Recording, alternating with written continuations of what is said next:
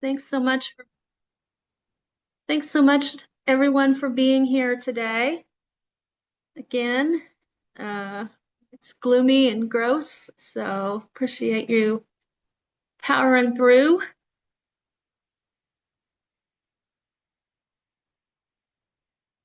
If anybody doesn't know me, I'm Leslie Scott. I'm the Digital Inclusion Program Manager at KC Digital Drive, and we always start our coalition meetings with the vision and mission of the coalition.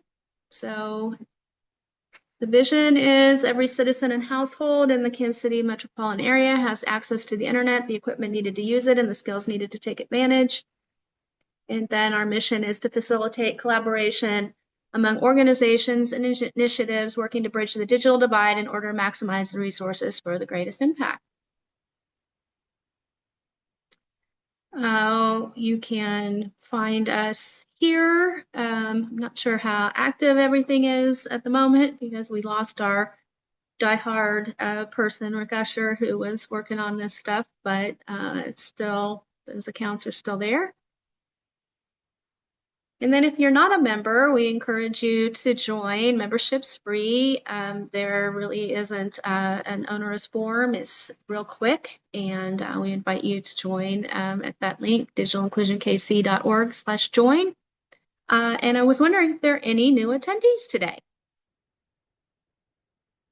You can go ahead and unmute and introduce yourself.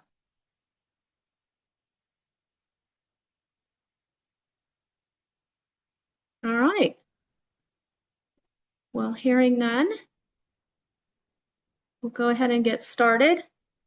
We're going to go ahead and give, this is our agenda today. I'm going to go ahead and give Ron Green the floor. He's got to scooch on out of here very shortly. So Ron, go on ahead. Okay, thank you, Leslie. And I have some slides to share if I can get the opportunity to bring those up. Okay.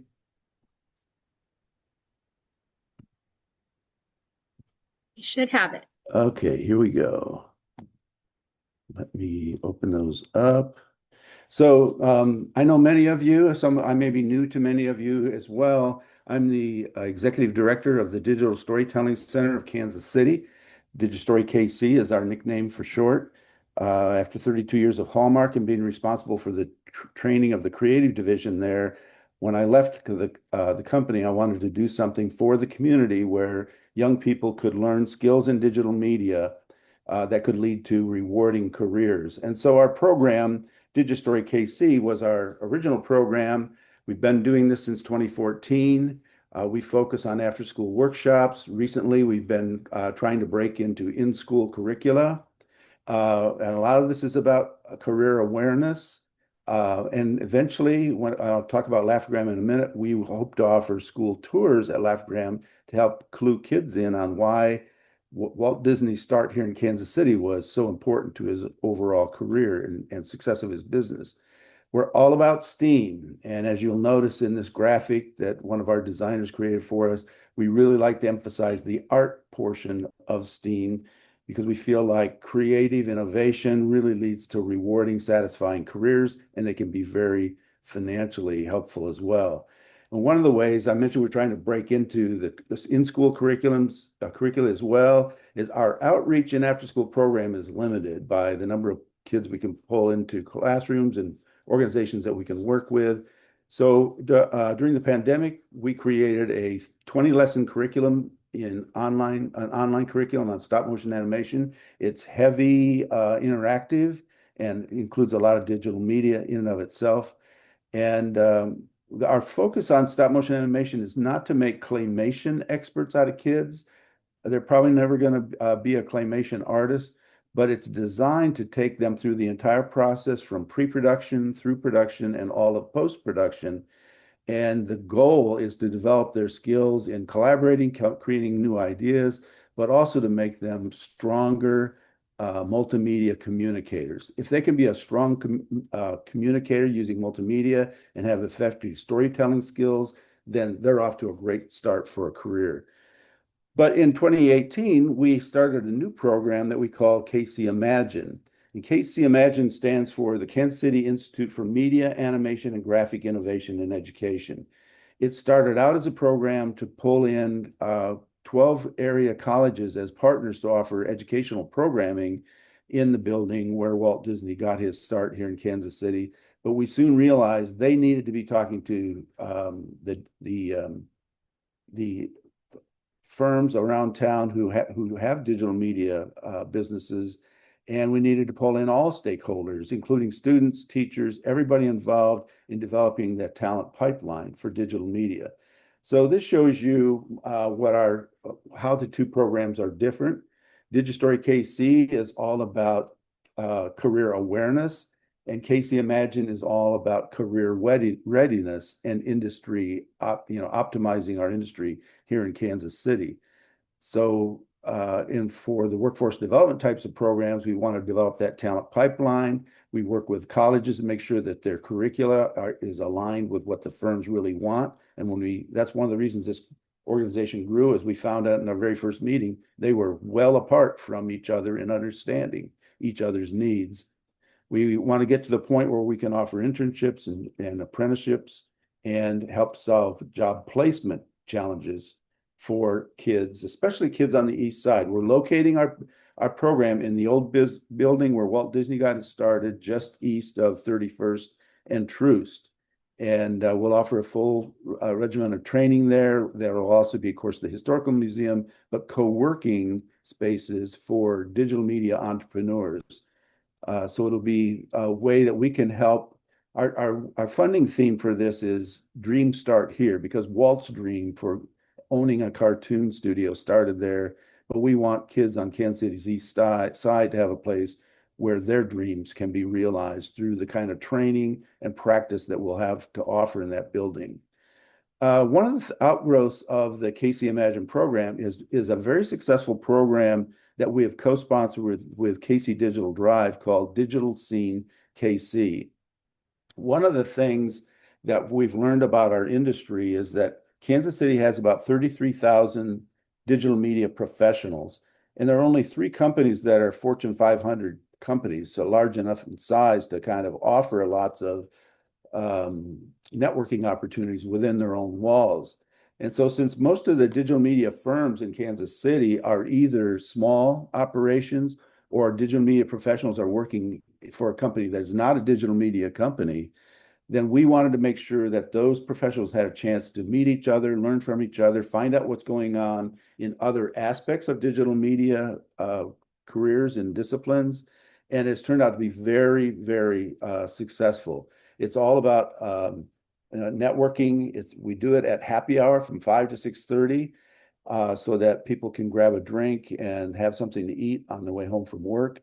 And we invite digital media professionals and digital media educators. If you haven't heard about this and it sounds interesting, it may be because you haven't been invited. I'm not trying to sound elitist or anything, but this is designed to help digital media people connect with each other.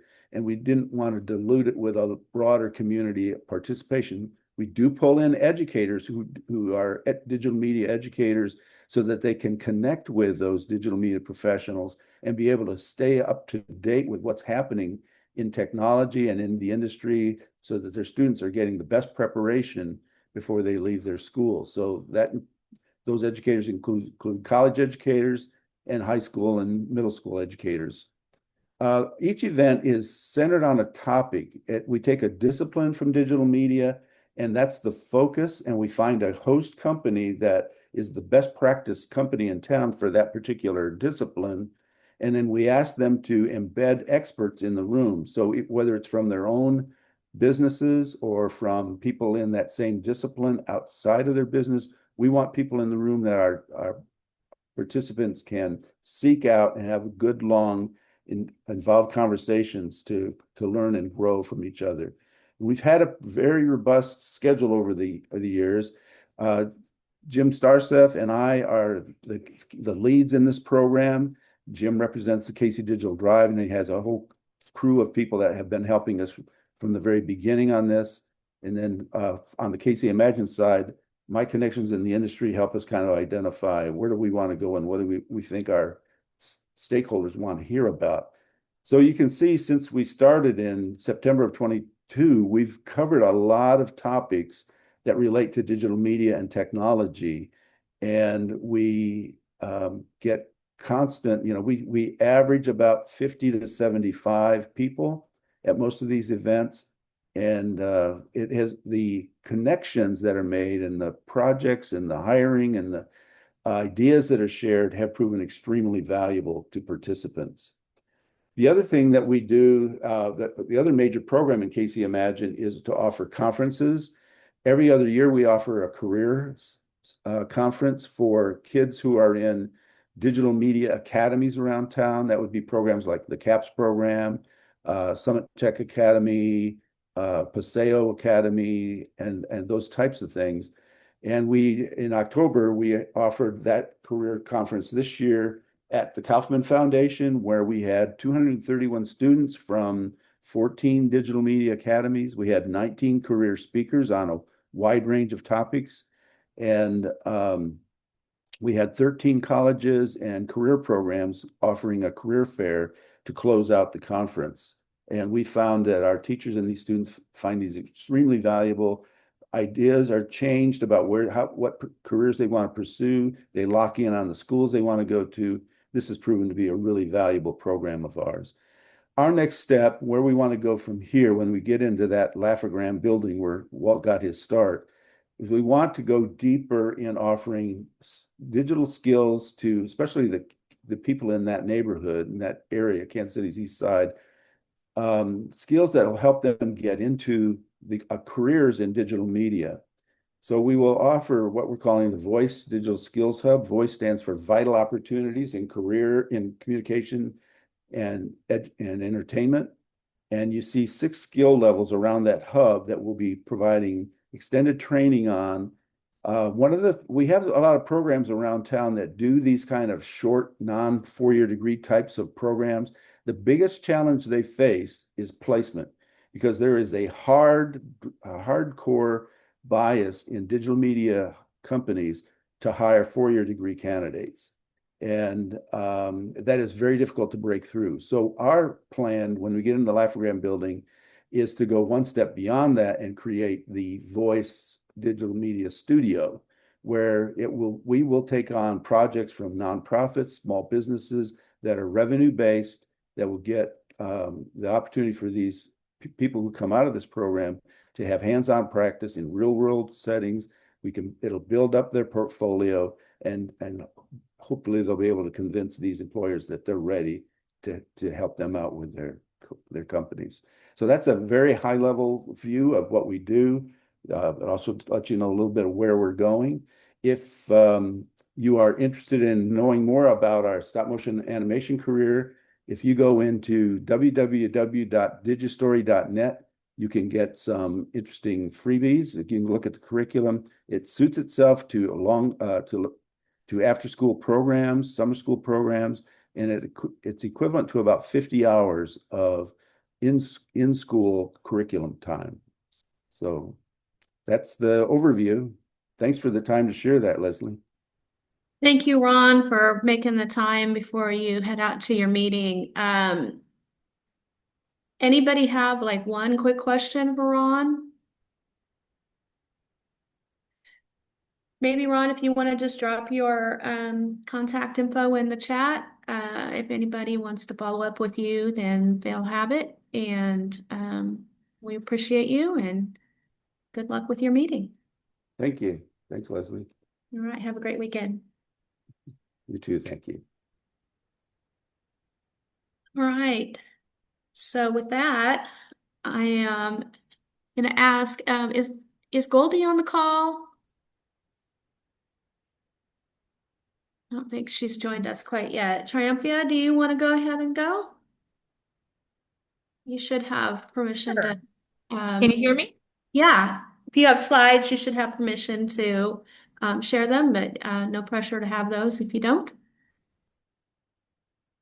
All right, for sure. Let me see if I can share something here when everyone Let's see.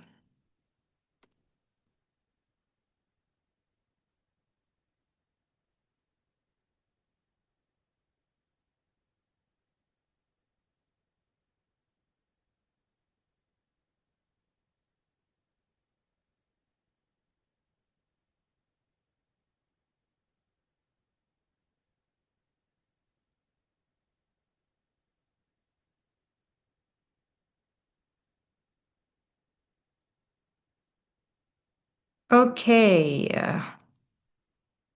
here we go. Let me go ahead and share my screen. I do not have a slide to share with everyone, but I do have a quick video here that I can share with you all today. Can everyone see my screen? Yes. Yes, excellent. All right, just a quick background here. So, my name is Triumfia Houmbie Fulks. I am the founder and CEO of Code Algo.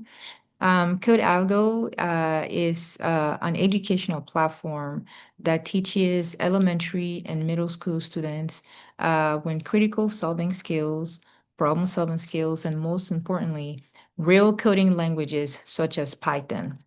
Our mission is to provide them with the skill set that they need to be able to get a six-figure salary job or an internship by the time they graduate from high school.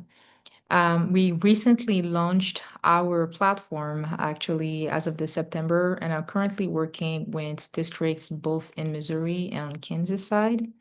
And as of this morning, actually, we officially launched the actual app for parents to be able to download the platform and use it along with their students.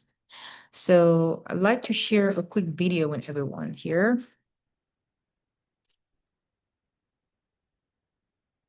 I think you're going to have to share your sound. I'm gonna ask, is the sound coming across or not? No. Okay. And it's fine. It's just the music in the background. So nothing too crazy that is actually telling you about this, but at least you see what we have going on here. If you can hear the sound, let me go ahead and restart it.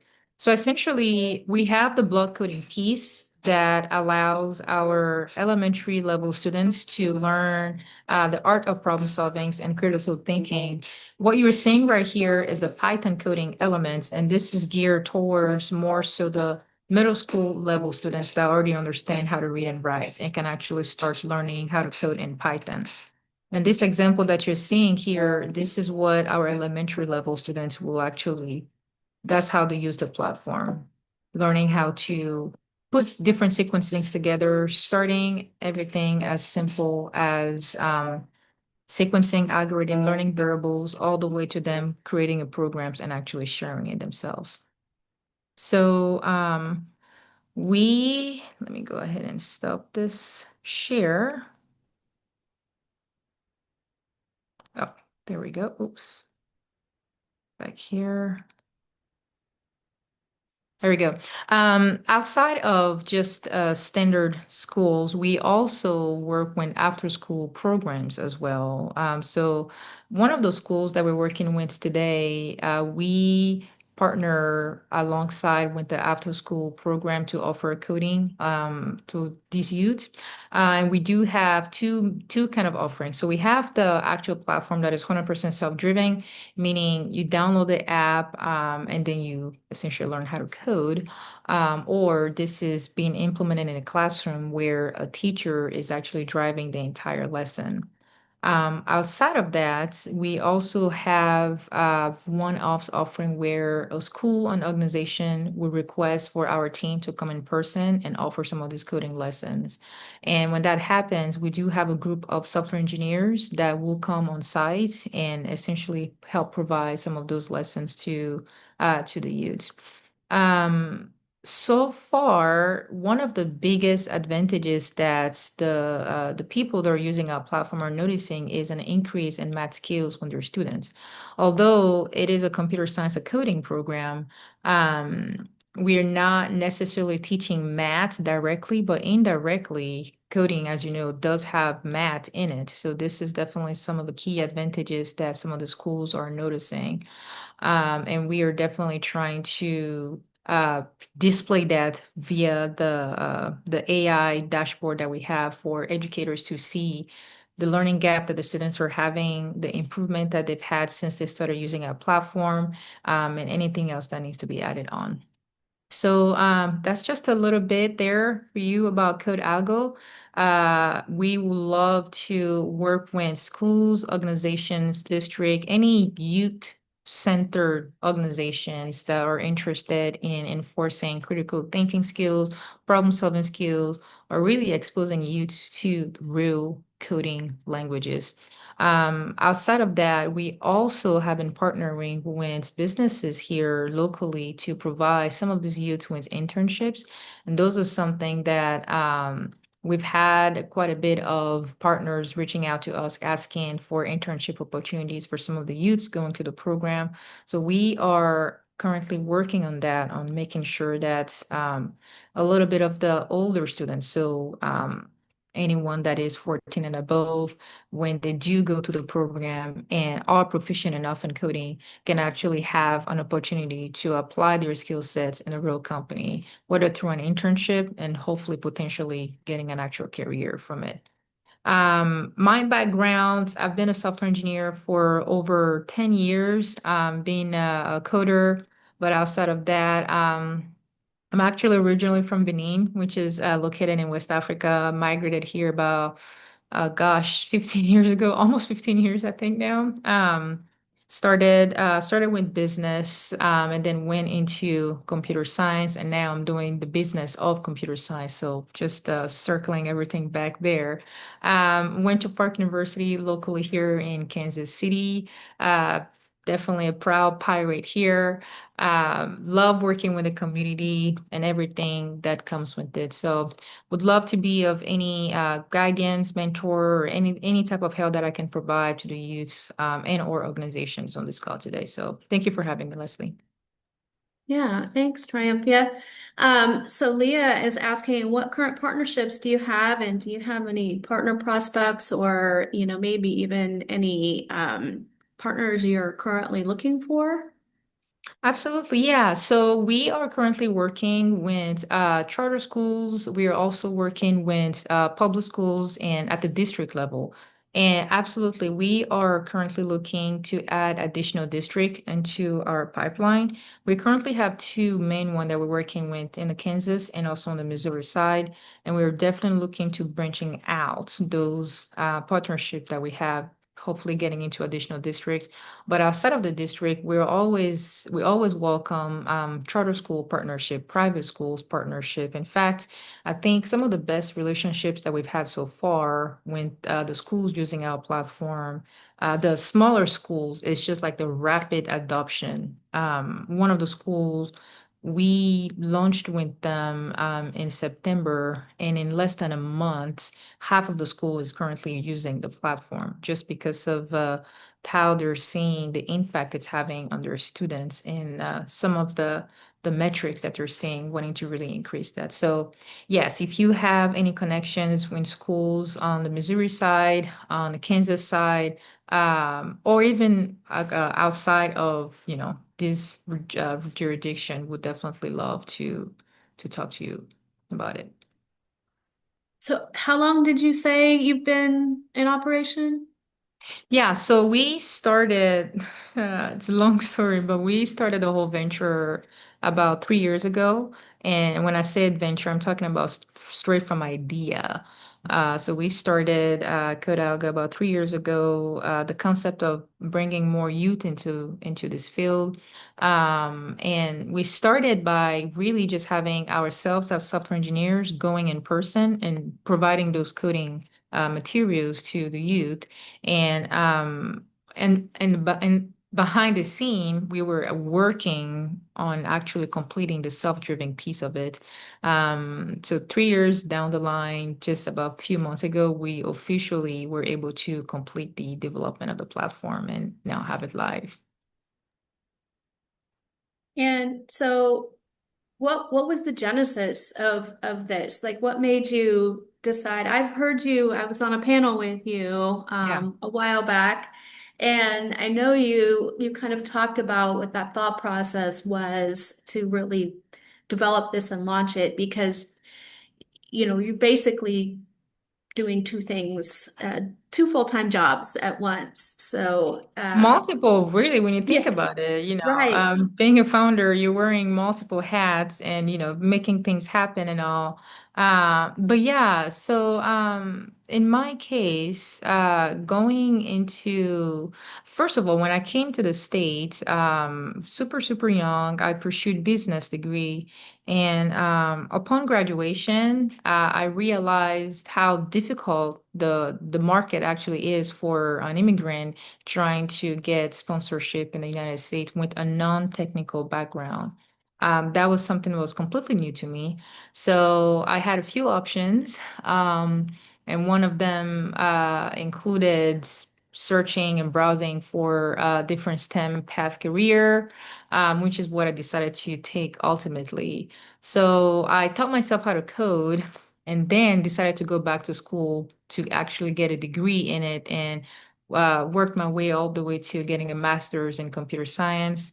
Um, and throughout the entire journey, I noticed the lack of just diversity in the whole field, like lack of women. In fact, I believe we were only two women actually in the whole program. Lack of women, lack of minority, lack of black, I mean, brown, you name it. It's just pretty not, it's not a that of a diverse field at all. So at first, it wasn't something that truly down on me, but as I joined corporate America, as a software engineer, it became crispy clear.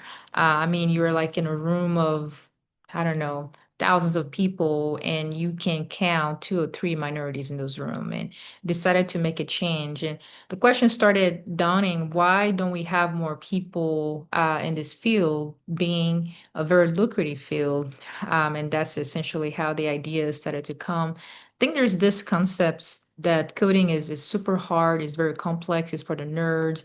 And we definitely try to break that stereotype, trying to make coding more fun and more engaging. Everything is hard when you do not know what it is, and it's just like anything else. You just have to learn and get yourself adapted to it, and that's what we decided to do in Code Algo, like taking something that is seen in a world to be something super complex and breaking it down into concept that's little bitty pieces of concept that could be digestible by anyone and everyone.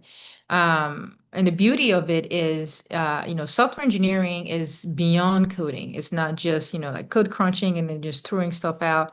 What makes an actual software engineer is the ability to solve problem, is an ability to solve complex problems, to think through problems, and to actually design a mechanism to solve that particular issue. And I think that's the biggest misconception. Most people think software engineers are just code crunchers, which is not the case.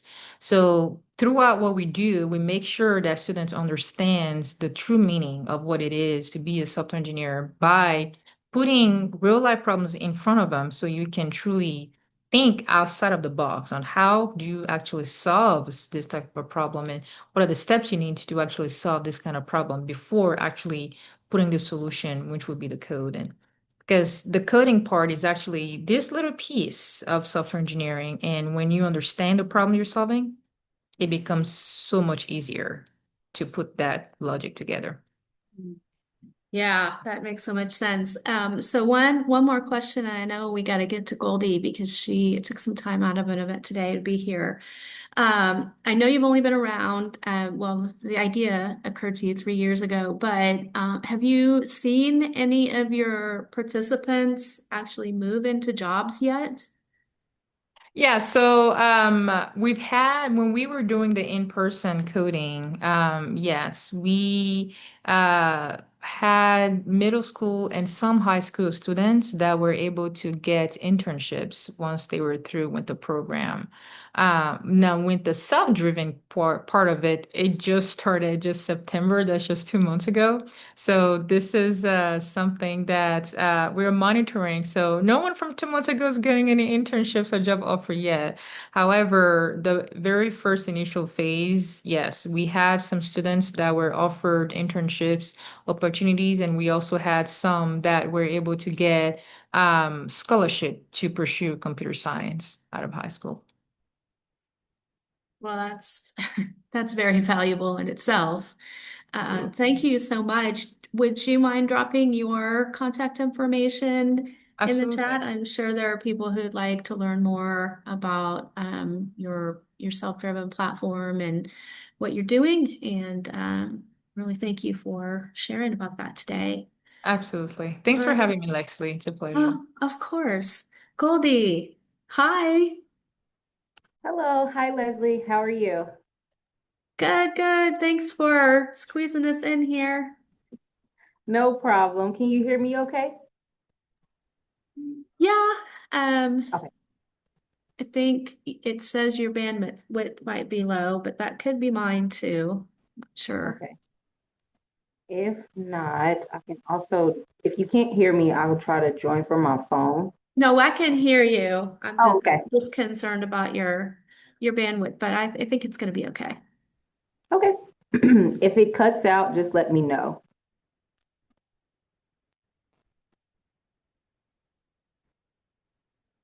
You're All right. good.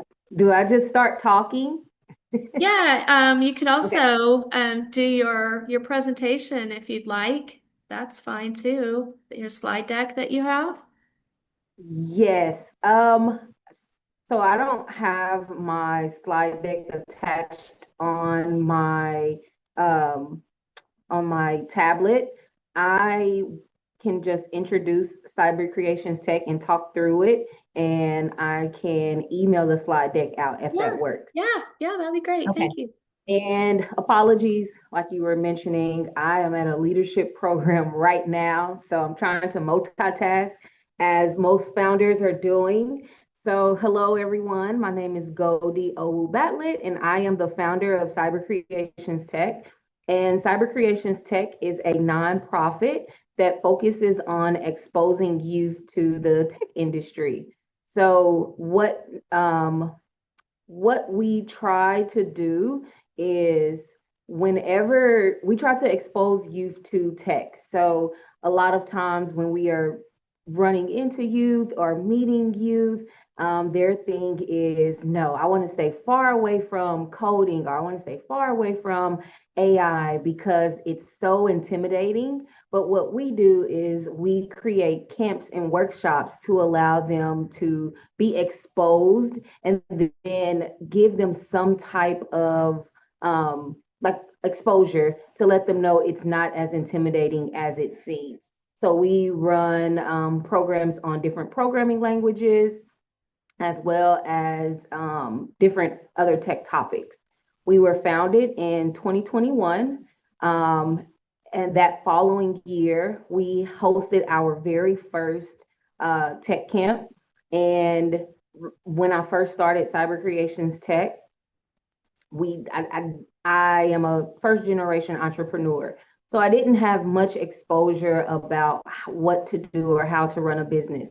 So our first camp was funded the community off of people that I know, people that have trusted me, and they helped fund computers and fund snacks and all of the software that we needed for our very first camp.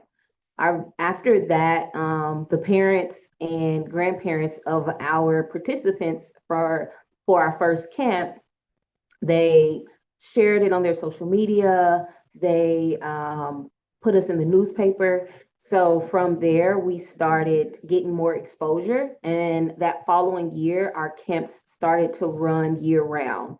So from then, we have grown to be in after school programs. We do partnerships with different organizations here in Kansas City. We are also traveling, partnering with other organizations outside of the city. And really, like I was saying, our focus is really getting these underserved youth or youth in particular exposed to the technology industry. So I know that's not my whole slide deck, but that's a summary, a brief summary of what Cyber Creationz Tech does. Can you talk a little bit about your own background and like what was it that motivated you to start this organization? Sure. I am a computer science graduate. I went to Langston University. After graduating, I was the first computer science graduate to go to Koch Industries. So I was a business systems analyst there. Um, I've learned to reframe my words because I always have previously said I did not like Koch Industry. And it's not that I didn't enjoy the work I was doing, it was more of the community there. That was my first year out of college. I was about 20, maybe 21 years old, and everyone there was already established. It was no culture for me. So I left Koch Industries and I came back to Kansas City and I was at Cerner. So I was at Cerner for 7 years. I was on the FSI team. I was a senior software engineer initially.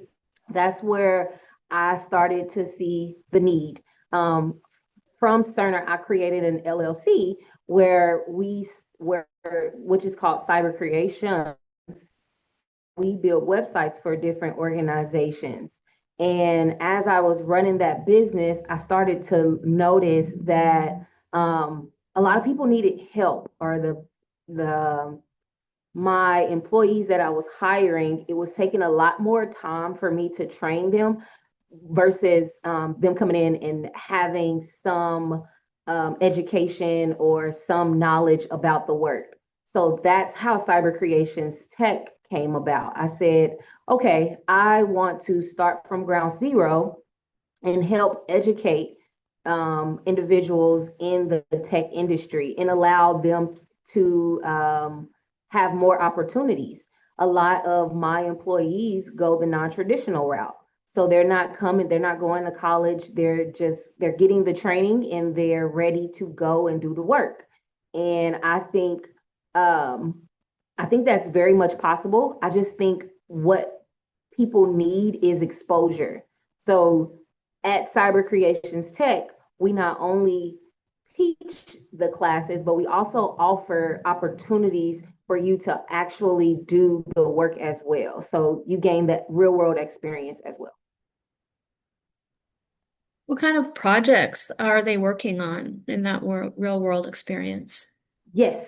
So one is our students are becoming instructors. So one of our students, she is running the tech club over at Lincoln Middle. She also travels to New Orleans every other weekend to teach the tech classes there. So the projects that they are doing is they're the instructors. So now they have learned the different programming languages. Now they're teaching it. So with that happening, all of the questions, they're solving all of the questions that the new students have. And that's a highly sought after position, if I'm remembering correctly. Like your students are really working to get selected for those instructor positions. Is that right? Yes, that is so true. They're so driven. Um, so before they become instructors, they are at the intern level. And yes, I have so many students that are saying, when can I become an intern? How can I become an intern? They're walking in the door and their first class, and they're asking about being an intern. So that's also a way that we sustain our students as well. So you don't just come and do one class and then you are coming back, you're doing beginner classes, you're doing advanced classes, and then you're becoming an intern, and then you can become an instructor. Yeah, I mean, I think that I was really impressed by the story that you told, where you had one person who was a participant, then became an Mhm. intern, and then an instructor, and then they were kind of running things for you for a Yes, while, right? yes, yes. She still does. She still does. While I am, out doing meeting new people and networking. She one of many, because we have a couple that are doing the same thing that she does, but I think she's just working so close to me, but they're keeping Cyber Creationz Tech running. I can't do it by myself. And so, is it primarily website development, or are they doing other kinds of No. projects? Yes, so our projects, so I think I have to always reiterate. So Cyber Creationz, which is my for-profit, is web development. So it's web development, emails, domains. But Cyber Creationz Tech goes deeper. So we code in HTML for the web development, JavaScript, Python. For our babies, we do Scratch. We also do a little bit of React. We do AI. We do different projects, so all STEM based. The website strictly is for the for-profit side.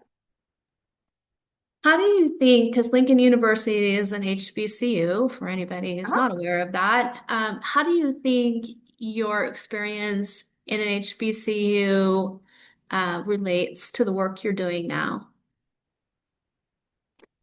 Very good question. I think my experience at a HBCU relates to the experience that I am doing now, is because if anyone on this call has ever been to an HBCU, you know there is always opportunities.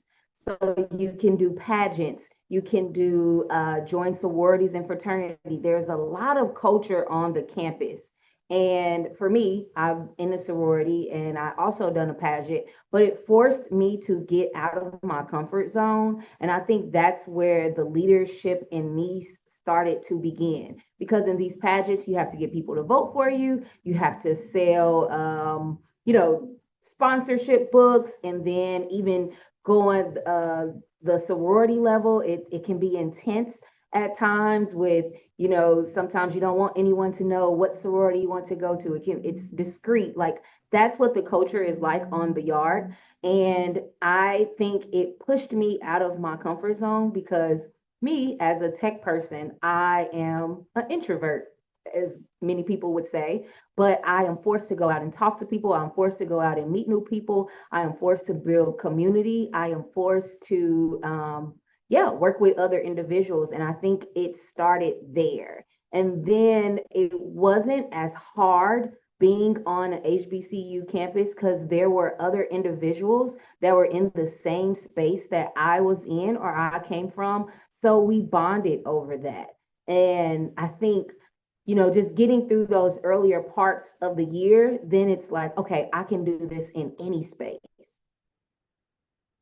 Yeah, so oftentimes, I mean, Triumphia talked about this earlier, that tech can be a very not diverse space, but when you're in an Yeah. HBCU and you're in your computer science class, it's like, right, it's a totally different experience. And they're just wondering, how that may have that feeling of support, maybe, that Mhm. maybe you might not have gotten at another kind of university. And I don't know. Institution. I'm Correct. just guessing.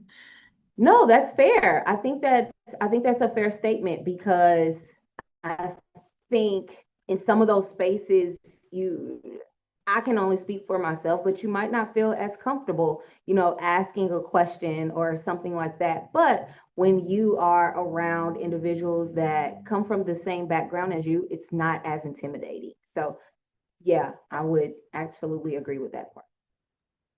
Do you feel like you're kind of emulating that sort of supportive environment with Cyber Creations right now?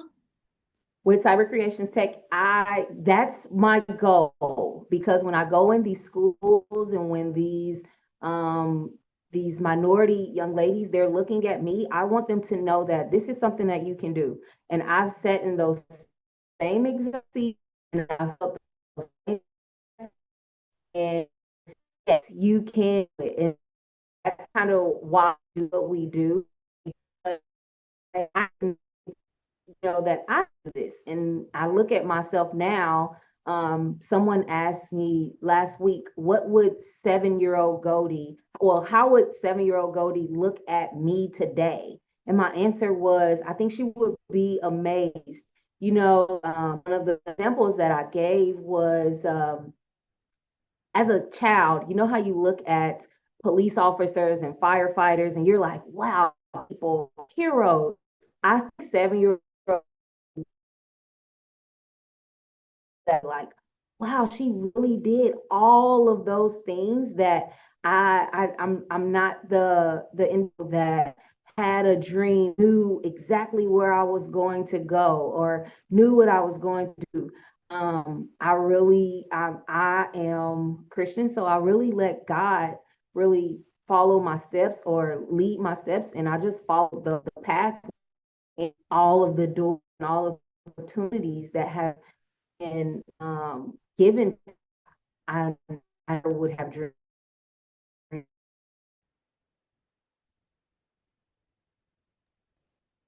Okay. All right, there you are. You're back. Maybe? Am I on? Yeah, Okay. I think so. So, you may not know this off the top of your head, but I'm interested in how many locations that you are currently serving right now with you and your instructor staff. Yes, we and can you hear me? Yes. Okay. We are in, Maybe if you turn your video off, Goldie. is that better? Maybe if you turn your video off. Is that better? I can hear you, but you're frozen. Oh,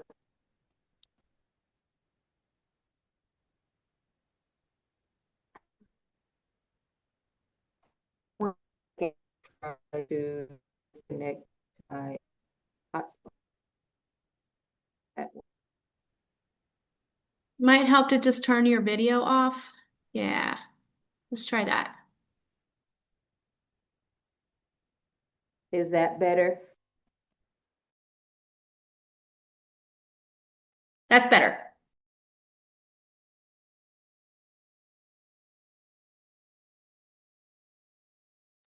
Well, it was. Here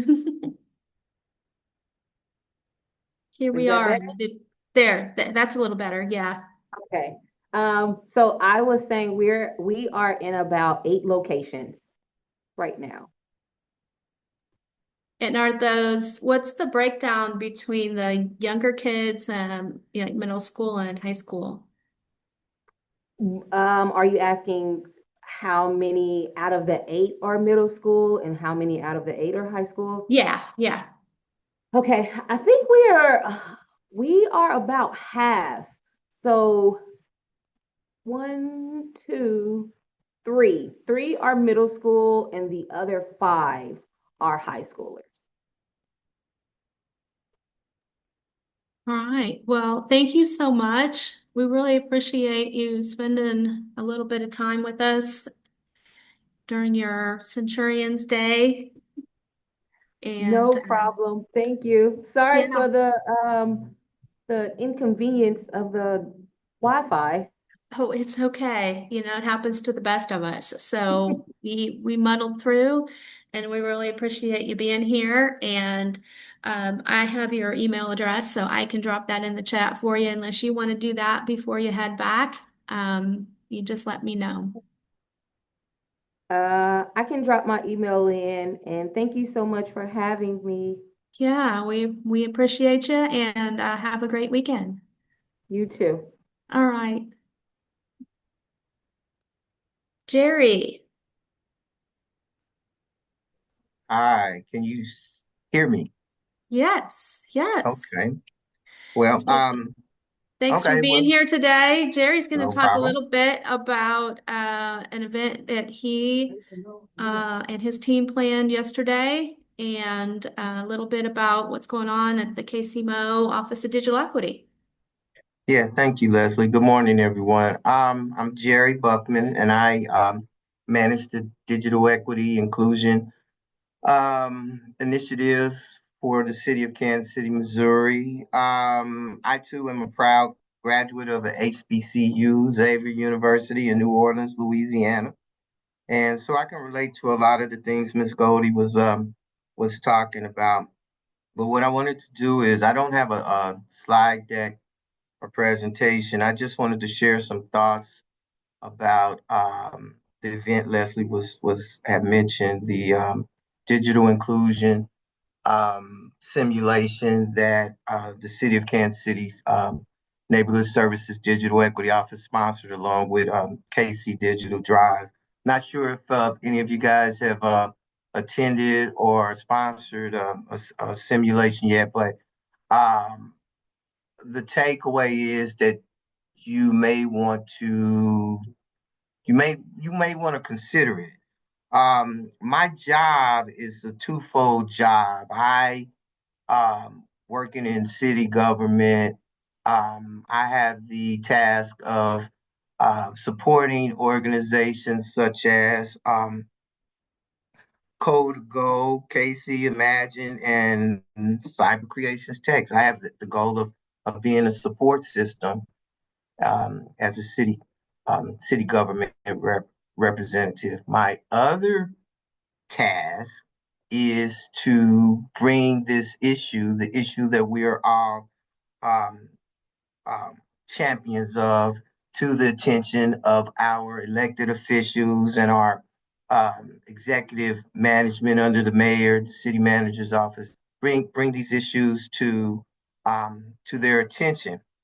If you think about digital inclusion or digital equity, it's not very sexy or romantic when you start talking about the priorities of elected officials. You talk to the elected officials, and you ask what are their priorities? What's at the top of their list of issues to address? They'll tell you things like um, economic development, transportation issues, childcare issues, healthcare issues, and I'm of the thinking that if you inject digital inclusion into that, that is a gateway um, to address all of these issues. So, with that being said, what we did in sponsoring the um, digital inclusion simulation was we invited some of our city hall management and staff, some of our community organization leaders, and some of the decision makers down here at City Hall to a forum simulation. And we asked them to play different roles with common barriers of the population that all of us serve. And we presented scenarios to them that this population is normally faced with. Again, lack of income or resources, physical challenges, childcare issues, language barriers, and we asked them to go through different scenarios under these conditions, and as if they were the population that we all serve. Um, and so the outcome, the final outcome is what a difference, what a difference having high speed internet and access to high speed internet. What a difference it makes to have a computer device in your home or other than a smartphone. What a difference it makes to have basic computer skills.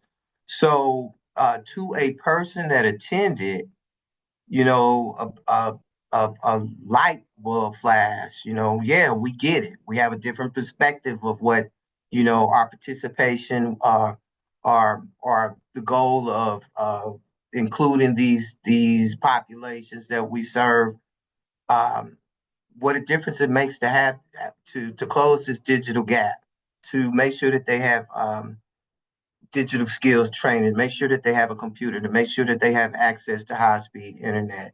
So yeah, that to a person, they understood, exactly the connection of digital literacy and digital closing the digital gap um, makes. So with that, my next steps again are, following up with the participants, the decision makers down here at City Hall, the elected officials, and say, okay, so now that you can see the difference, what resources are you going to put on the table? I am very happy to have listened to Mr. Green and Miss Triumphia and Miss Goldie, and to have your contact information because again, a part of my job is to be able to support your initiatives from a city government standpoint and make sure that you are known to our city officials, our mayor, our city manager, and the elected officials. So um, yeah, I just want to I want to share my thoughts after our event yesterday. I also want to encourage some of the organizations that are looking for that have a board and are talking to potential funders that um, they might be interested in attending a simulation and participating because again, from the standpoints of our participation, they got it. They got it. So got a lot of follow up to do. I'm happy to have met and listened to the other presenters, and you will definitely be hearing from me, all of you guys. So I thought, just one quick thought observation that I was interested in yesterday was Ken and Terry Yancey, who, work in the digital inclusion space every day, participated as persona participants. And Ken just kept saying, I'm tired," because he was worn out by the experience. And I think even though, we do the work every day, walking in somebody's shoes is still impactful. So thanks for sharing those thoughts, Jerry. I'm wondering from a bigger picture, like what was it that motivated you to decide to do a simulation? And kind of what are the next steps here? What do you kind of are you hoping to build on this foundation for more work from the city in this space? Absolutely. And again, the motivation of course is again the one side of what I'm tasked with of bringing this attention to our elected officials, basically. I, and I've pretty much done this as an experiment. I talked to our council members or city manager, and again, if you ask any of them what their priorities are, what are their objectives for a certain period of time, I'm not going to say 100% of the time, but I would have to say at least 95% of the time, you'll never hear anything like digital inclusion. You'll hear public safety. You will hear that my district is a food desert. You'll hear that that within my district we have a large percentage of unemployment. Or you'll hear education, but you will never hear anyone say digital equity or digital inclusion. And so, like I said, I asked these questions as an experiment because digital inclusion or closing the digital gap is a gateway to meeting all of those objectives. So, having attended a simulation before, and again, a light bulb for me went off as well. Um, so we want to, there's no experience like practical experience or application. So that's for one. I wanted some folks to experience what the populations that we serve, the constituency that we serve. I want them to kind of walk in those shoes, to use your phrase, and Leslie. And so my next step again, I want to promote this. Of course we filmed the event. We took a lot of pictures. I want to promote this, and we did some interviews. Um, as some follow up, I want to promote this to our elected officials our funder, our potential funders, philanthropy groups. I want to talk to the city manager. I want him to see, what the outcomes were and what the thoughts of some of the attendees were, the mayor, the elected officials. So again, with what has transpired on a national level and even on a state level, with the funding having been ceased or diverted, we have to look locally as to how are we going to continue these efforts. So with that, I mean, it has to be on the list of our local elected officials and our city government management, as well as our local philanthropy organizations. It has to be a practical example of how closing the digital gap can assist in some of these objectives that these leaders have. So that is the And follow-up. So. okay, and then the city has a digital equity plan that was completed in what, like 2017? 2017, pre-pandemic. Yeah, it's funny to look back at things like that because uh, I think it's kind of like uh, the frog in boiling water, right? Like all these changes. I mean, the pandemic was a huge monkey wrench, but at the same time, I think we forget all the changes that have been happening, along the way. And to look back at something like that, it's like, wow, I mean, it was only 8 years ago. It's just not, in my mind that long ago, but so much has changed. Um, and are you looking at updating that document at this point as part of this work? We absolutely are. And again, like you said, it's so much has changed. It's actually two different worlds. If you look at the plan pre-pandemic, and really that's a part of my twofold efforts as well.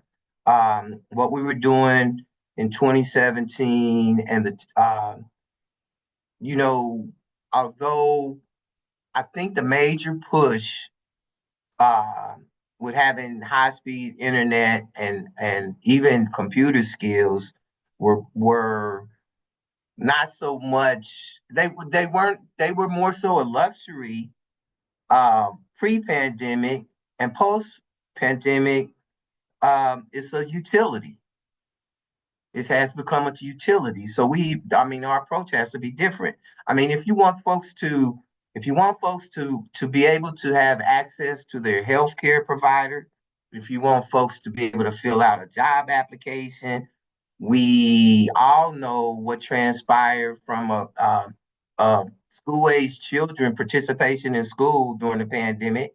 So, in order for them to even further their education on a on a on a on a basic education level, you need the internet and you need a computer, and it always helps. And we've all heard over the years, the best students are the students that are supported by their parents away from the classroom. So if you have a kid or a student that has a computer, you have a school district or a school that has provided a hotspot and a computer for their kid. If they're taking that home, and we see situations where the parent can't help them with their homework because they don't know the technology. So, those are all issues that, as a city government, we have to address with our citizens and our residents. So, and Yeah, I applaud the efforts of these entrepreneurs, um, these specialists that are working in this environment. And again, you know, as the Digital Equity Office for the City of Kansas City, we are here to support you. yeah, and I think that that's a bit of a shift too from where the city was in 2017. It was kind of like, which makes sense. It's what's within our sphere of influence, right? Was kind of the goal of that plan, and I think that because of its ubiquity you have started to look outside of that and making more of those connections into the work of nonprofits and schools and other kinds of institutions. So that's great news for all of us, I think. Does anybody have any questions for Jerry?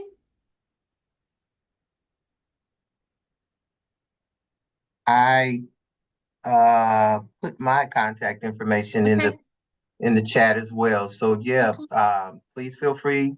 Anybody, if anything, if you have any thoughts afterwards, please feel free to shoot me an email or give me a call, and yeah, let's talk further. Okay, that sounds great. Okay, and Leslie, I'm gonna have to run too. I Yep, have go another ahead. appointment that I have to go Yep, to. absolutely. Everyone have a good weekend. You Thanks. too. Bye-bye. Bye. Okay, well, just really quickly, I wanted to give a little report, I guess, on an event I went to that the Kansas City Public Schools hosted last week. It was their CTE Summit. I wasn't able, we were at a simulation in Charlotte. Sorry, we've been traveling a lot. We were in Charlotte, and so I missed the first day, which is where they did a bunch of tours. They did Summit Tech, Blue Valley Caps.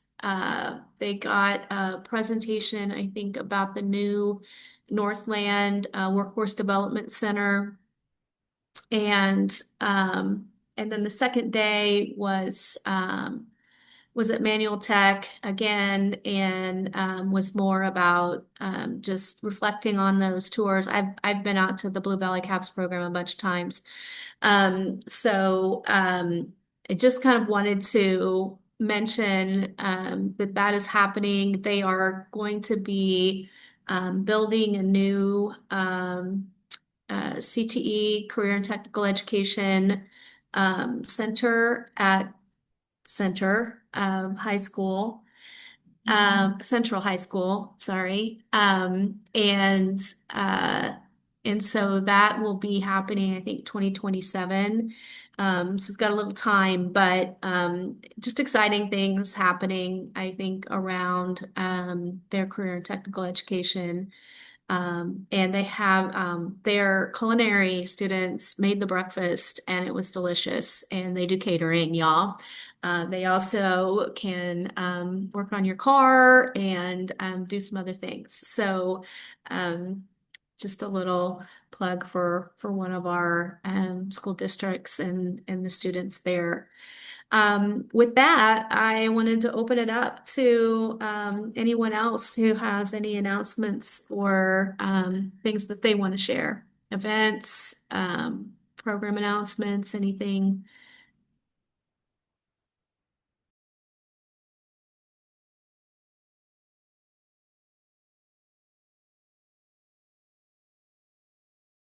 Oh, sorry. I don't know if Laura was able to talk about the Excel Center, but I was able to go to their open house last week, and that was really amazing to see the work that you guys are doing.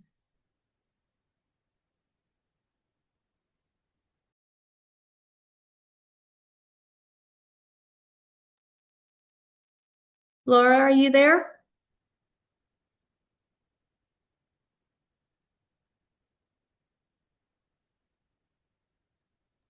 Oh. This is Triumphia. We have an event coming up here next year, actually. It's going to be a summer bootcamp style event.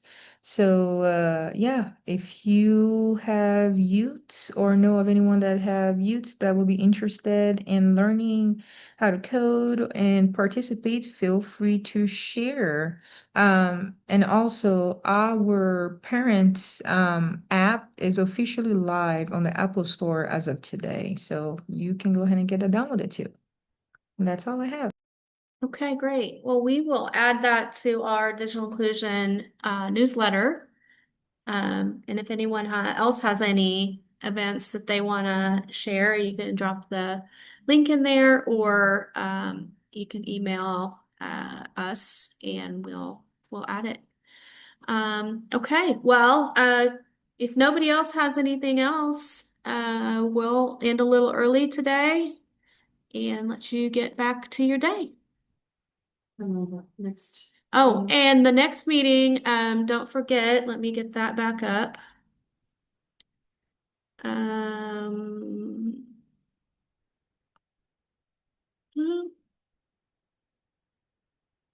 hold on, because it's going to be a fun one. There we go.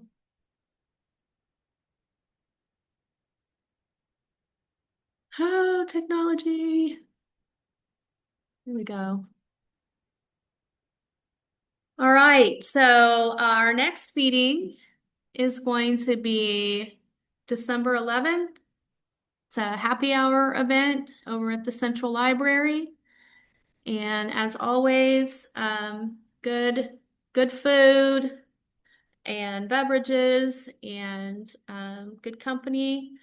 And then even though it's December 21st, we will have our third Friday meeting as well, 10:30 a.m. And we'll be hearing from the Boys and Girls Club and some other folks. So that'll be a great way to round out our year.